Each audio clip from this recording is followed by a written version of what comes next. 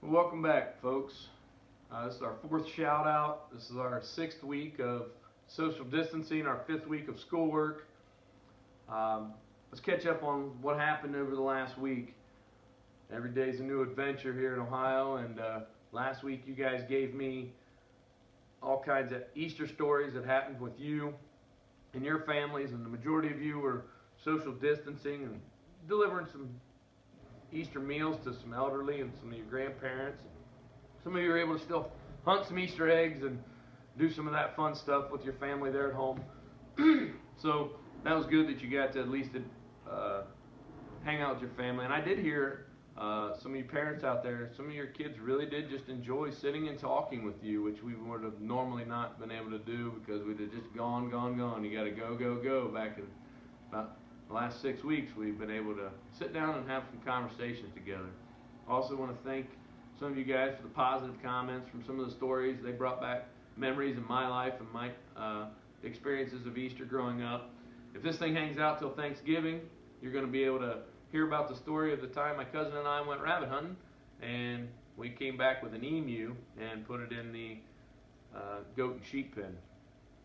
So I also have seen a little bit with assignments. Some of you guys have changed your habits a little bit. Some of you are third shift workers now. It's very rare for me to get an assignment turned in from 8 a.m. to noon, but it's very, very common to receive some assignments from 9 p.m. to 2 a.m. So some of you have transitioned into that third shift work category. I also heard that some of you have not been out of sweatpants in the last 5 weeks, and I'll have to admit I haven't put a button-up shirt on in the last 5 weeks. But remember, please shower and wash those sweatpants. Some of those are getting pretty dingy. Some of you more than a couple days in a row here. Alright, well, speaking of change, what about this Ohio weather last week? They always said that if you don't like the weather in Ohio, wait a minute. Well, last week was a great example of that. On Thursday, my boys mowed the grass. Friday, we woke up to snow. And on Saturday, I received some pictures of you guys doing some yard work with weed eating with snow in the background. That's crazy to think about. Well, the weather's supposed to break a little bit this next week, and that'd be nice for us to have a change of some 60-degree weather for the most part. Speaking of change, Governor Mike DeWine says that he's going to slowly open Ohio back up May 1st. And that means that Ohio, you've done a great job of flattening the curve. But this also reminds me a little bit, because I work in analogies in my life, it reminds me of the family taking a long car ride of 6 to 8 hours long.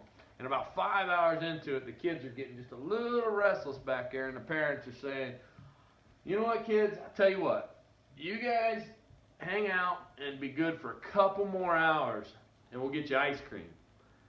And I'm not trying to make light of the situation, but I feel like Governor DeWine saying, look, folks, we're about 6 weeks into this. If you guys are good for a couple more weeks, we're going to open this thing back up a little bit. But we have to be extremely cautious when we open this back up. I mean, we can't just go back to what we thought was normal before and going everywhere. I mean, especially us out here in the country, we're the last to be affected by this. And I have a sneaky suspicion that it's going to start leaching in to all of our rural communities here real soon. So we have to be very cautious that it's finally making it into our backyards, and that's when things are starting to open back up. So my problem with this is that we're going to start seeing some COVID numbers increase in our area, and unfortunately we're going to have the bad news that we're going to be able to put names with these numbers. So we need to understand it's going to get real personal for us real soon. So if we have family members with underlying health issues that are in nursing homes, that are elderly, please protect them. Please do not just go crazy. I know you want to visit with your family, but please protect them. Also, continue prayers for the doctors, nurses, and first responders. They're getting tired. They're getting wore out. And so please send them some positive messages if you see them or know them. Also, send out a prayer of safety over them and their families, because I'm sure it's trying on the families as well. All right. Well, I'm going to finish with 3 or 4 quotes here today. The first one's from Martin Luther King Jr. He says, "The ultimate measure of a man is not where he stands in the moment of comfort and convenience, but where he stands at the time of challenge and controversy. Where do you stand in this challenge and controversial time? Are you going to show your real character? And if you do, I hope it's positive. Okay, my second quote comes from my favorite president of all time, Ronald Reagan.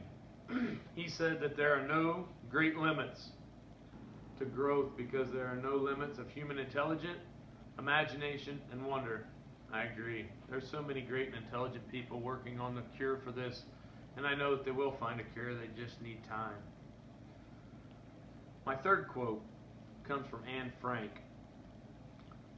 Parents, and I'd like to add teachers here, can only give good advice or put them in the right paths, but the final forming of a person's character lies in their own hands. Kids, your character's in your own hands, and I know you'll be able to make it through this rough time, because I do know it sucks, but we don't have it as tough as Anne Frank had it. So please, understand and keep it rational for yourself that this isn't the roughest time in the world. My fourth quote for the week comes from one of my favorite women of all time as well, my grandmother, or Mamaw. She had a cat poster hanging in one of her studies, and it was a cat hanging from a branch, and underneath were a bunch of dogs ready to bite, and it said, God won't give you more than you can handle. But the cat had a little quote saying, I wish God didn't trust me so much. Alright. Folks, I want to leave you again with what I always say. Others have handled things like this before us, so there's no reason we can't make it through as well. Stay smart, stay safe, and stay healthy. Can't wait to see you soon.